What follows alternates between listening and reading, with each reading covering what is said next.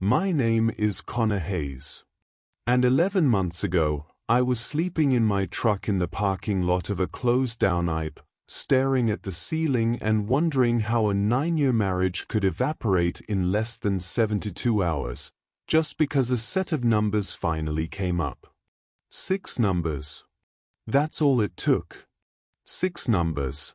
And suddenly the woman who used to hold my hand in grocery store lines was sitting across from me like I was a stranger who'd overstayed his welcome. They say money changes people. That's a lie. Money doesn't change people. It reveals them. And when my wife won $16.8 million, her family revealed exactly who they'd always been, and exactly what they thought I was worth.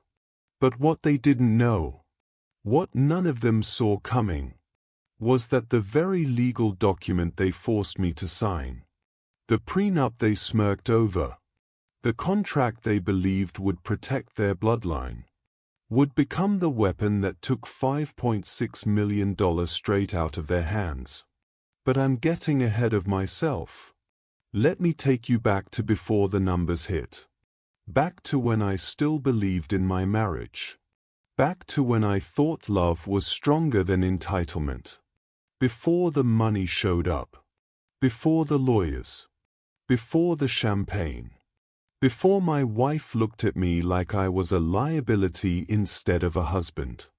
I was just a guy who worked construction in Austin, Texas. Not the glamorous kind you see on billboards. No skyline photos, no hard hat selfies with motivational quotes. I was the guy who showed up before sunrise, checked rebar spacing, argued with inspectors, and made sure buildings didn't collapse because someone cut a corner they weren't supposed to. I'd been doing it for over 20 years. Started at 19 as a framer making $12 an hour, fingers blistered, back sore, pride intact. I worked my way up the hard way, site supervisor, assistant PM, then finally senior project manager at a mid-sized firm that specialized in luxury condos. By the time this story begins, I was 43 years old, earning just under $100,000 a year. Not rich. Not struggling. Just steady. The kind of steady that lets you sleep at night. My wife, Isabella, used to say that was what she loved most about me. You're solid, she'd tell her friends. Connor's solid. She said it like it was a compliment. We lived in a modest 3-bedroom house not far from Zilker Park. Nothing fancy, but it was ours. I fixed the fence myself. Replaced the water heater when it went out. Painted the guest room on a random Sunday because she said it felt too beige. Normal married stuff. At least, that's what I thought. Isabella came from a very different world. Her family, old Texas money, had owned land and buildings back when Austin was still pretending it wasn't becoming Silicon Valley South.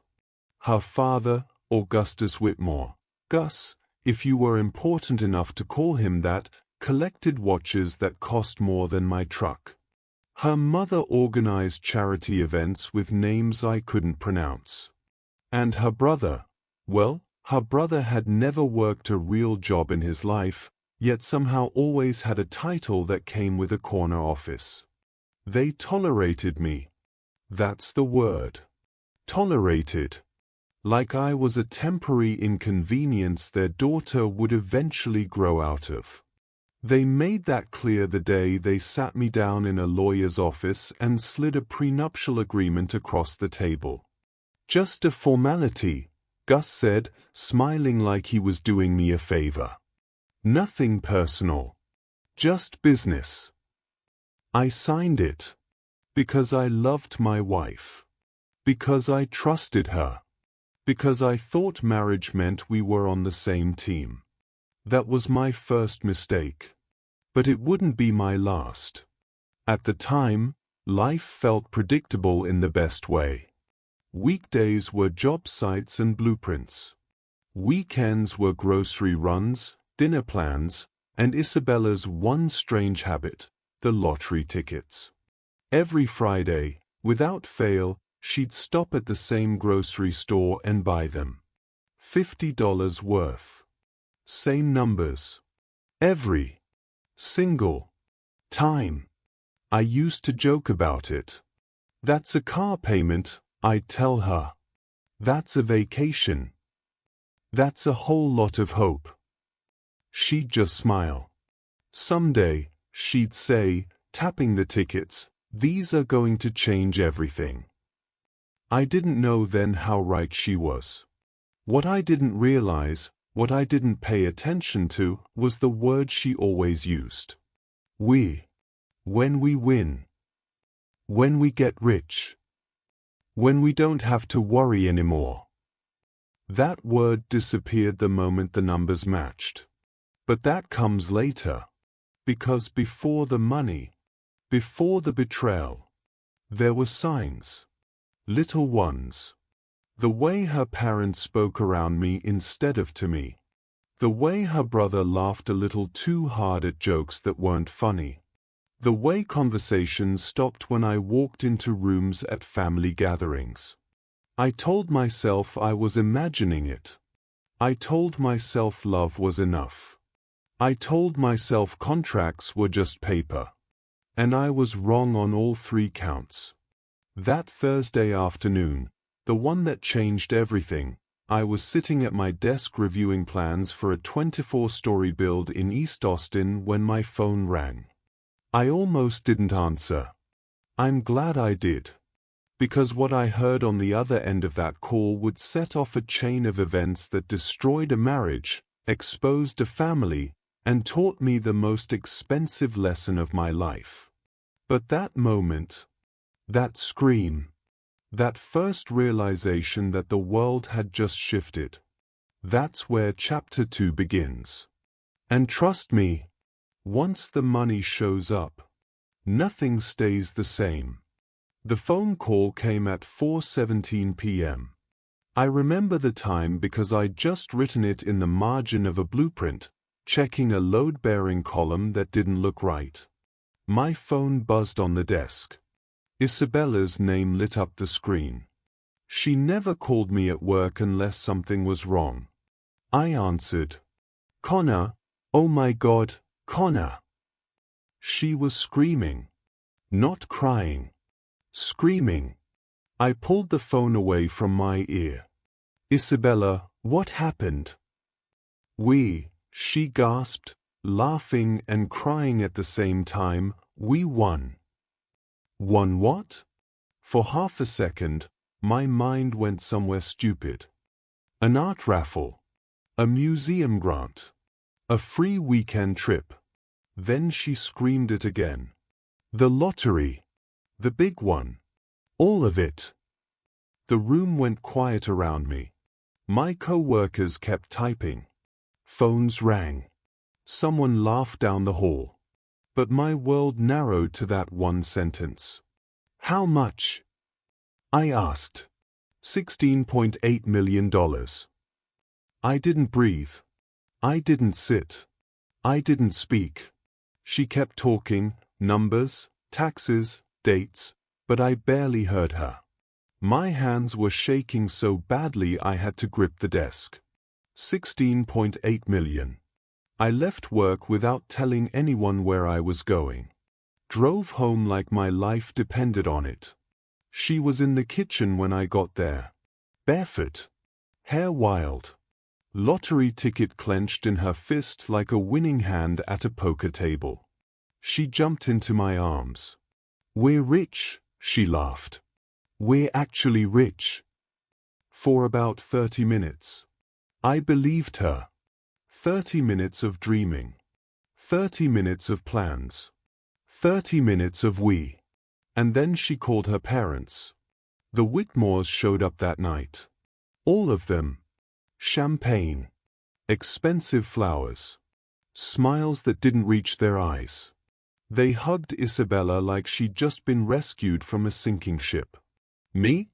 I got handshakes. Gus talked a lot. About structures. Protection. Advisors. Cordelia asked if I'd ever handled that kind of money before. Sebastian smirked and said nothing. Isabella barely looked at me. That was the moment something shifted. Not loudly. Not dramatically. Quietly. Like a door closing in another room. 3 days later, Isabella asked me to come home early. I walked in and saw her entire family sitting in my living room. Gus didn't waste time. Connor, this situation requires clarity. Isabella stared at the floor. The winnings are mine, she said. Mine. Not ours. Mine. I looked at Gus. At Cordelia. At Sebastian. Then back at my wife. And the marriage? I asked. She swallowed. I think we should separate. That night, I packed a suitcase and left my own house. They watched me go like they'd just removed clutter. The Hampton Inn and the spreadsheet. Room 247. Beige walls. Cheap carpet. Flickering light. That's where they expected me to fall apart. Instead, I opened my laptop. Construction teaches you one thing better than anything else. Documentation beats power. I read Texas family code until sunrise. I pulled bank statements going back 9 years. Every lottery ticket. Every $50. Every purchase from our joint account. I didn't panic. I prepared. The lawyer's name was Luther Blackwood. He read the prenup once. Then twice. Then smiled. Mr. Hayes, he said, tapping the page. They just handed you the blueprint to their own collapse. Section 3.7. Lottery winnings. Community property. Written by their lawyer. Signed by them. I paid his retainer with borrowed money. Worth every dollar.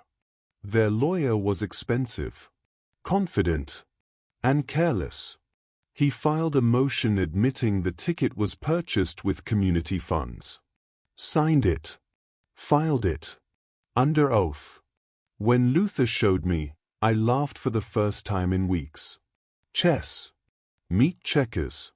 Isabella didn't wait. Tesla. Designer bags. Trips. A downtown condo deposit. She posted everything. Every dollar she spent documented herself. Community funds mixed beyond repair. She was building my case for me. Judge Gonzalez didn't smile. Didn't frown. She listened. Luther spoke quietly. Precisely. Like a man reading a verdict already written. When he read Sterling's own filing out loud, the courtroom froze. Isabella cried. Gus went pale. Contracts don't care about arrogance. $5.6 million. The gavel hit at 2:22 p.m. 50%. $5.6 million. No speeches. No celebration. Just justice. What they lost. I bought a company. Built homes. Kept my old truck. They sold watches. Returned handbags. Stopped posting. Money didn't change them. It exposed them. And the prenup? The prenup did exactly what it was designed to do. Just not for the people who wrote it.